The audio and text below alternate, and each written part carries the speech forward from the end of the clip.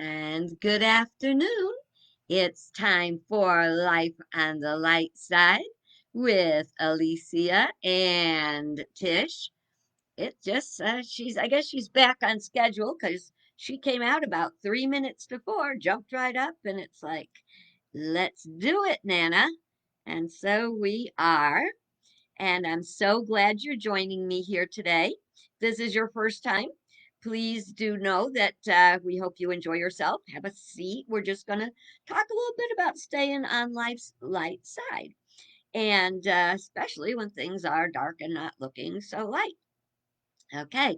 If you like what you see and you want to see more, of course, you can subscribe on YouTube and you'll never miss one. Also, you can go to YouTube and type in Life on the Light Side, Lite side, and you will, if you go to YouTube and type that in, Alicia Leslie, you will be able to see all the Life on the Light Side videos that we have done. Okay. So today, we are going to start off like we do all the time with the National Day calendar. Now, there's those days when there's a million things on the National Day calendar.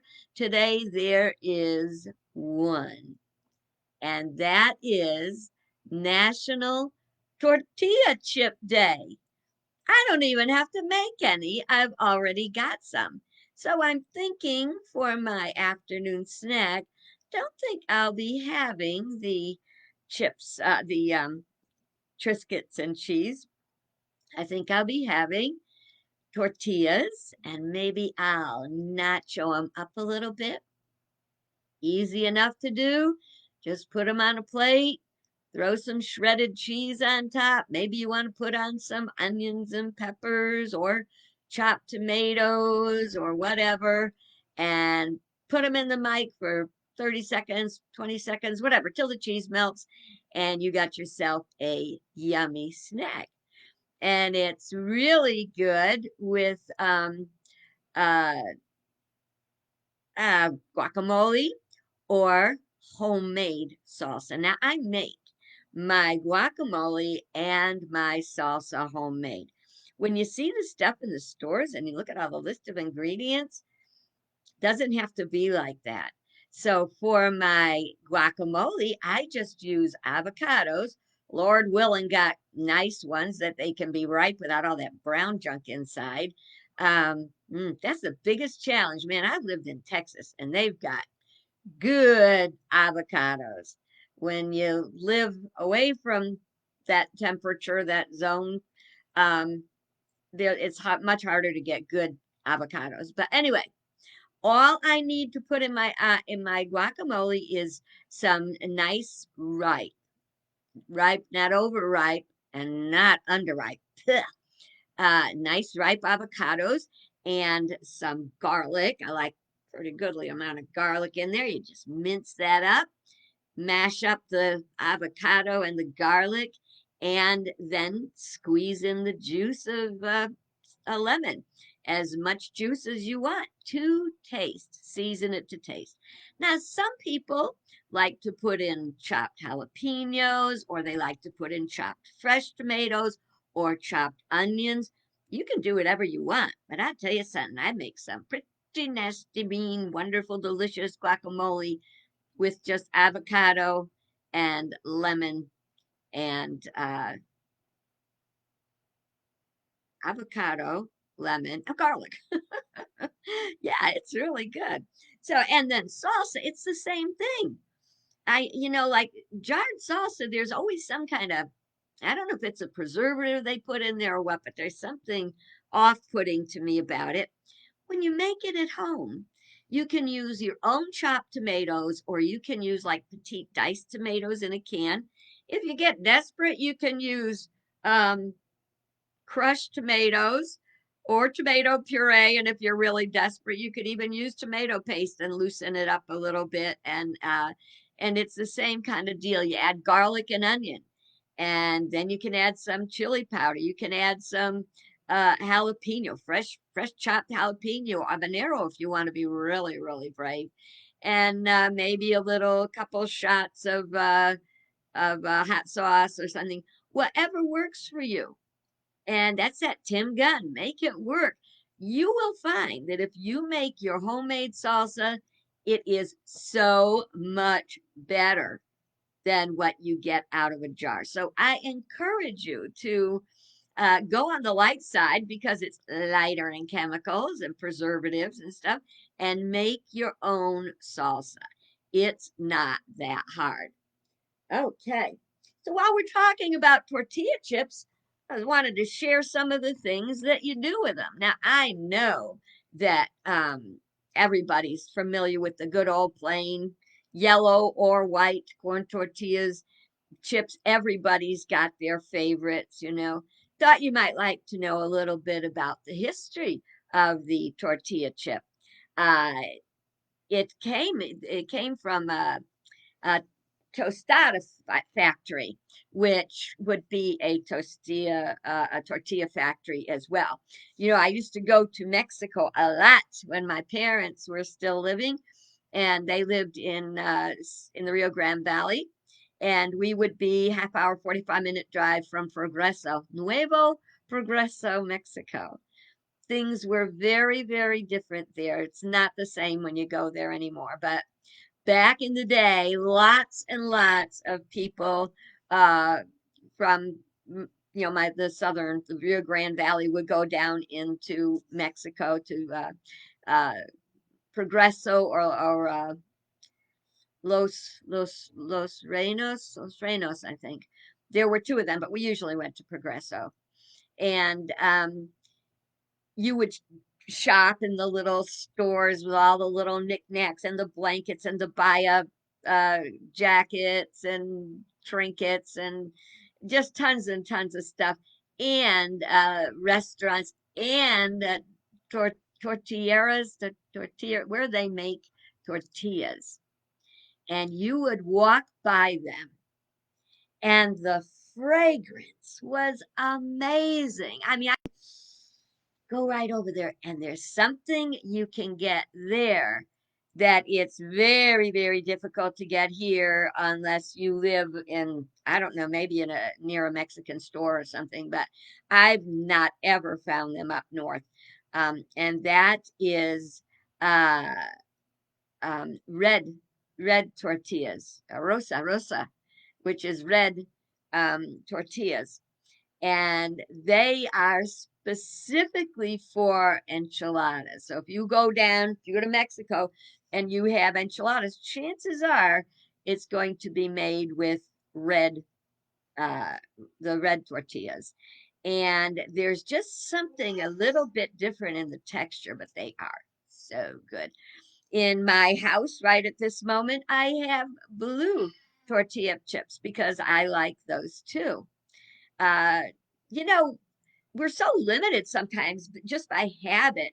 And what I've learned during this time in, Corona confinement, whatever, I have learned about so many other foods and tried many other foods. It's a funny story. When I went on my Route 66 journey, I stopped. I stopped at some little store one day, and I bought some blue cornmeal. I'd never had blue cornmeal before. And would you know that stuff sat on my shelf until we started the Corona confinement thing. And that's when I was starting to really use up everything I had. And I said, I got to find a recipe. Of course, first I checked for bugs to make sure there were no bugs. It had been sitting there for 2 years, but it was in a good plastic bag because that's how I do things. And I made a blue cornmeal uh, pizza. I make a cornmeal crust pizza, which is and very, very good. And I made uh, blue cornmeal pancakes and blue cornmeal uh, cornbread. It was all really, really good. So I don't know. That's not tortillas. I don't know how we got there, but back to the tortillas and how they became they got invented. Tortilla chips got invented. It was a real Tim Gunn story. Make it work, because there was this tortilla factory, and the owner's wife the husband and wife worked at the company, and one day they were tossing the bad ones aside, and the woman got an idea and cut them into sections and fried them, and the tortilla chip was born, and people have been loving them ever since. Now, in 19, let me see the date on that.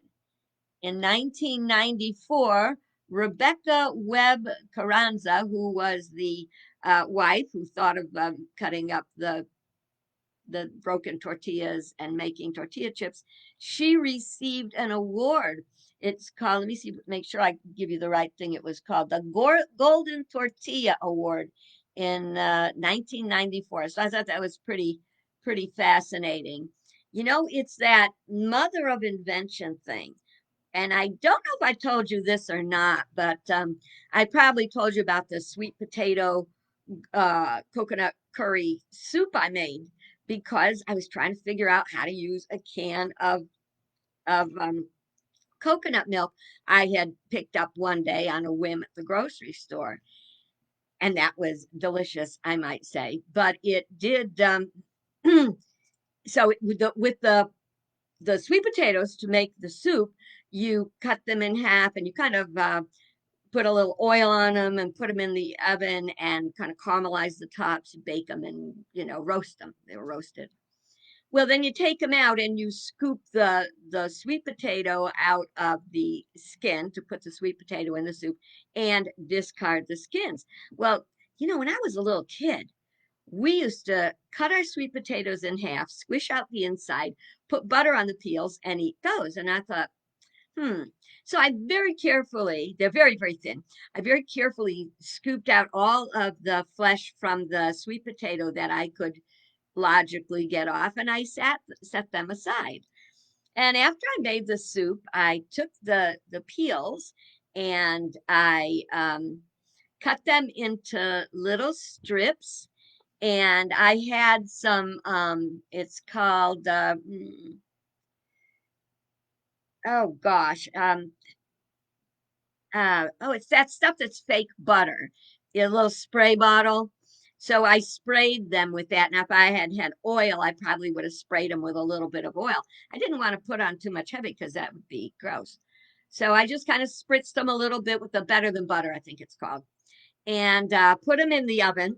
I started out, kind of high at like 400 degrees for like, I don't know, 5 minutes or so. And then I thought, you know what? These may burn before they crisp.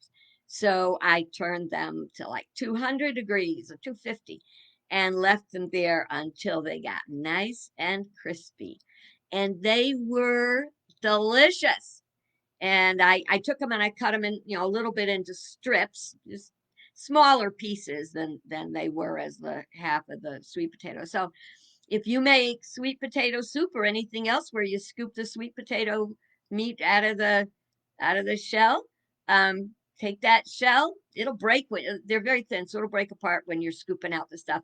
But cut it into chunks and put it in the oven, and you too can be a great creator of a wonderful snack. So, okay. Well, I hope you enjoyed that little trip about tortillas. And oh, by the way, when you crunch those tortillas, that helps to calm your nerves if you're frustrated or anxious. So tortillas, if you eat too many, you're not going to be on the light side. But if you are disciplined in what you do, you crunch the crisp chips, crackers, whatever's crunchy, and that helps to release a lot of the frustration. So it is another way to stay on the light side.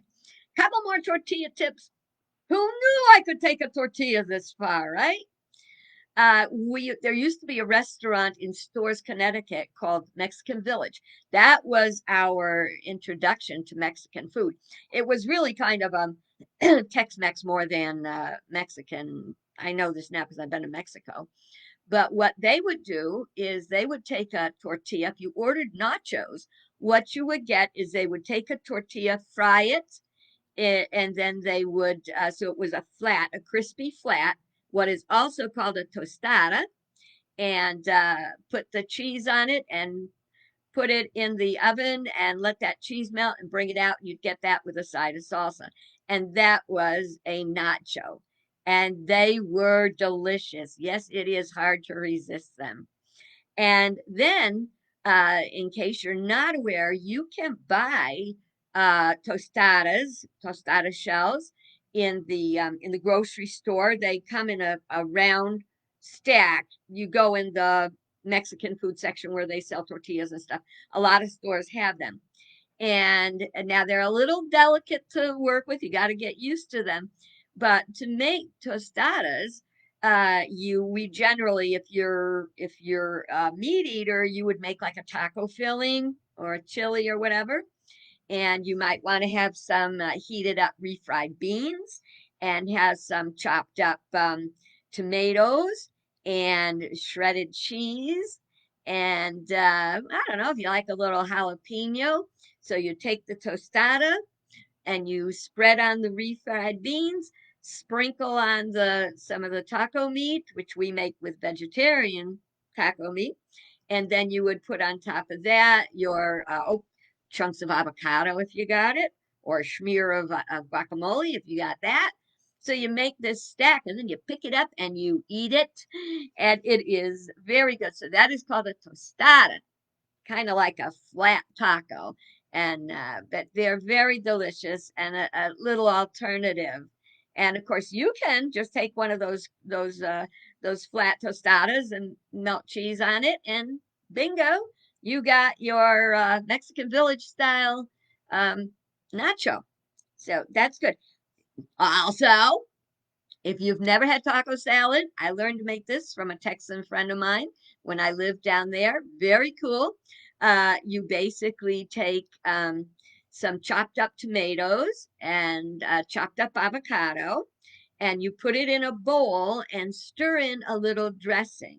Now, the dressing that I use is it's from the Fit for Life cookbook, and it's basically some lemon juice, some olive oil, and some crushed garlic. And so you make a dressing out of that. If you want to throw in and if you want to make it according to the book, you can put in a little like mayonnaise and a little bit of honey Dijon mustard, with or without. You can just do the olive oil, lemon juice, and garlic, and you got something good. So you make that in advance. So when you want to make taco salad, we use romaine lettuce. So you put your tomatoes and avocados in a bowl, pour some of that dressing on it, okay? And you let that sit while you're doing the rest of the salad. And the rest of the salad, you wash and chop up your romaine, drain it, and put it in a big bowl, and you make the same thing you would make for taco filling. And basically, it's burger or veggie burger. You saute it, and you put in some cumin and some chili powder. If you want to put in a little cayenne or some shakes of hot sauce, you can do that. And a little cumin. That's basically it. Okay, garlic. Always garlic. Gotta have the garlic. And so then you take the salad and you assemble it.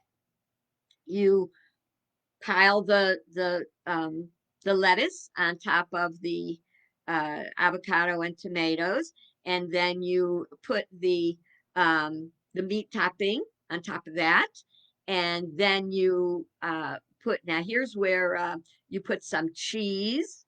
I like to put the cheese right there because it'll kind of melt with the meat topping that you put on top, and then you take some tortilla chips and you crush them up, sprinkle them all over the top, another drizzle of the dressing, and then you just kind of toss, toss, toss, and it is delicious. I even like it left over. Some people don't, but I do. It's a real simple salad. It's easy. Another way to use tortillas. And then there's Frito pie. I don't think Fritos should actually be called tortillas, but they're kind of sort of like it. But got to be careful. Fritos are truly, truly full of fat. One time I was trying to make a crumble topping for a casserole I was making, and I said, "Oh, I'll use Fritos." And I put them in my little my food processor blender, whatever, and all they did was turn into an oily orange muck inside of my blender. So you couldn't even crumble it. It really wasn't good. So, but Frito pie, if you're into that kind of thing, you take a small bag of Fritos and you cut it down. You got it at this is the top, this is the bottom, so you got it along the long edge. Put a slit in it, open it up with your fingers, throw in some chili, throw in some cheese. If you want to top it with lettuce, top it with lettuce. So instead of a taco shell that you've built this thing in, you build it right in the Frito bag. They sell these at down in Texas, that area. They sell them in at fairs and things. They're walkaways. So you have something and you get it, napkin, bag with the Frito stuff all over in it, and off you go. That's called a Frito pie. Whew, I'll bet you didn't expect to learn so much about tortillas today, but we lighten up in all different ways. All righty. So the one other thing, let's see how we're doing on time. We're doing pretty good. So one of the things I was reading about, I've got a book. It's called Taking Care of Me. And it's Habits of Happiness. And one of the things that I wanted to talk about that's in here is about taking risks. That when you take a risk, you get really excited. You're doing something that's out of your comfort zone. Now, there's good risks, calculated risks, um, things that there's little chance that harm will come to you, aside from maybe your ego. Public speaking is a number one fear of people. They're afraid. What are you afraid of? You're afraid you're going to make a mistake and nobody's going to like you. They're going to reject you. They're going to think you're stupid. You know, After a while, you've been speaking as much as I have in public. I'm the first one to laugh when I make a mistake. Anyway, um, but taking little risks, what kind of risk is good to take, stretching your comfort zone, what kind of risk is not good to take, passing in a no passing zone, speeding. That's not a good risk to take, okay? Ever, never. So, but risk taking is healthy as long as you're not taking unhealthy risks. We have adrenaline, which adrenaline can be good and it cannot be good depending on how it goes, how it's injected in our system. When we get very enthusiastic about something, that's a good kind of adrenaline rush. We get excited about trying something, even if that's public speaking. And you're getting real nervous because you got up and you got to get up and share something with people, and you're not sure if you even want to do it at all. But risk taking is so exciting because it takes you beyond your comfort zone and anything can happen. So I want to tell you about a risk I took last night. I was watching the end of the Chris Hayes show. It's on MSNBC. And they were talking about how people are coping with having to stay home a lot, not being able to be out with people, and so they wanted people to do videos about how you are coping. So they said, and I will, so you can send your videos to All in America at MSNBC. No. allinamerica.msnbc at gmail.com. So last night I made me a video and I talked about I am coping by doing videos helping other people to cope. And I talked about my first ones, which were the how I spent my Corona confinement, making it with metaphysics. And then we did the hunkered down, home alone, blah blah blah, happy holidays, and now this life on the light side. So I don't know if they're going to do anything with the videos, but Don't be surprised if they do and I show up. Who knows? But I felt good doing it. It was a risk. Entering the contest for short stories was a risk. What kind of risks might you take to lighten up your life, get you a little excited? Well, of course, they have a list in here. So I'm going to read kind of quickly because we are running short on time. But this is, and I won't get to all 101, but I will pick some risks for being a risk taker. Uh, well, play hopscotch. Now, the risk there, of course, would be being embarrassed if you're an adult and, uh, you know, playing it with kids, seeing if you can still do it. Um, Volunteer somewhere, especially if you want to know more people. Well, volunteering, of course, is also not very easy, but there are volunteering opportunities. Think about the opportunity. Volunteer for an organization that you want to support. It may be phone banking. It may be connecting with people. It may be delivering things like Meals on Wheels. You deliver the meals. It could be anything. Um, Not right now, but you can always play in the sprinkler. Dance to music. Do you dance around your own house? If not, why not? It sounds like fun. Go swimming or sledding. You have to have the right activity in the right season.